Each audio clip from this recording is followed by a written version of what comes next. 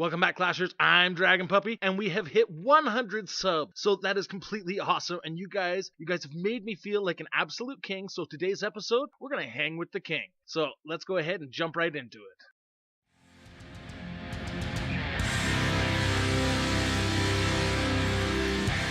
Welcome back, Clashers. Hey, you know what? I just want to thank everybody, my new subs, my old subs, everybody who's watching this. Thank you guys so much for watching this. I absolutely love doing this. And one of my favorite troops is the king.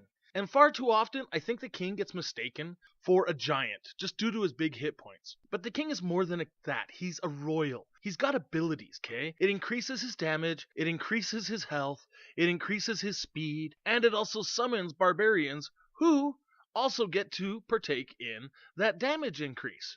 And you know what? Far too often, far too often, I say things that happen like this. And it not only ticks me off, but it ticks the king off too. So, you go ahead, they make an excellent draw. Oh, they drop the king a little too early. That's okay. But what you shouldn't be doing is raging him right off the bat. At the start of a war, you have nothing but time. If you do that, you're only using a little bit of his ability. He doesn't get any of that health bonus.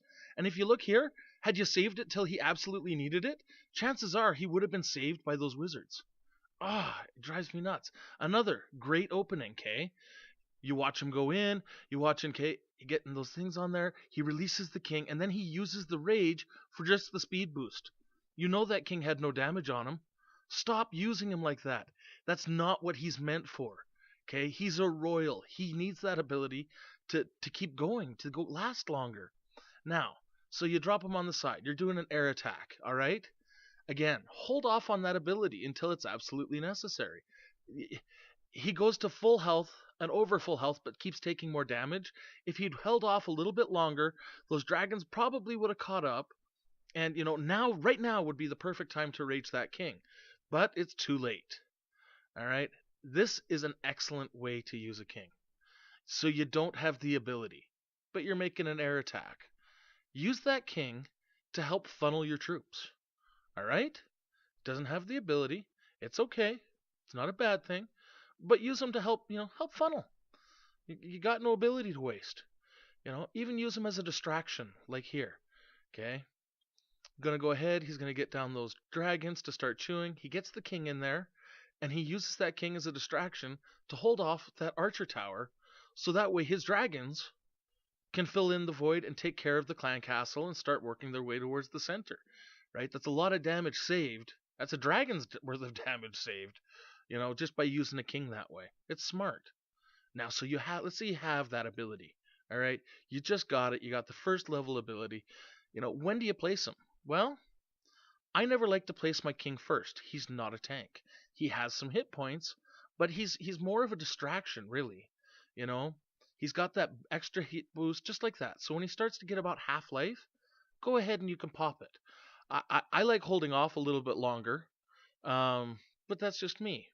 Here's another way. Let's say you've got no defenses left whatsoever. There's nothing going to hurt you. Well, it doesn't hurt to go ahead and drop your king. And when you're sure that there's nothing left around that's going to hurt or do any damage to your king, go ahead and pop that ability. Right? You're going to get the extra troops. It's going to help clean things up faster. And you know what? It'll speed things along here quite a bit. You don't have to hold off. You don't have to hold off, Sith. It's okay. Just like that. See? That's a pretty good way to use a king. All right. Now, defensively, where do you put the king? Well, this right here is horrible. Horrible. Because everybody here has got their king in a spot that can be pulled out really, really easy. All right? If your king can be pulled out easy, well then that's half the damage. The king's going to distract troops. He's also going to, stop them from pounding on top of your defenses longer, which means their defenses are going to be able to kill more. If you have your king easy and out, he can be killed off with nothing more than barbarians. What you want to do is do things like this. Okay? You see these guys here? They've got them on the inside. The king can't be drawn off and put out real quickly and easily. You actually have to fight to get to that king, which means when they get to the center, anything that was being pounded on is going to get distracted, and there you go. It's a cluster. Anyways, guys, thank you guys for subscribing. Anybody new, please go ahead, please subscribe. And you know what, guys? I'm going to go ahead and I'm going to catch you guys on the next one.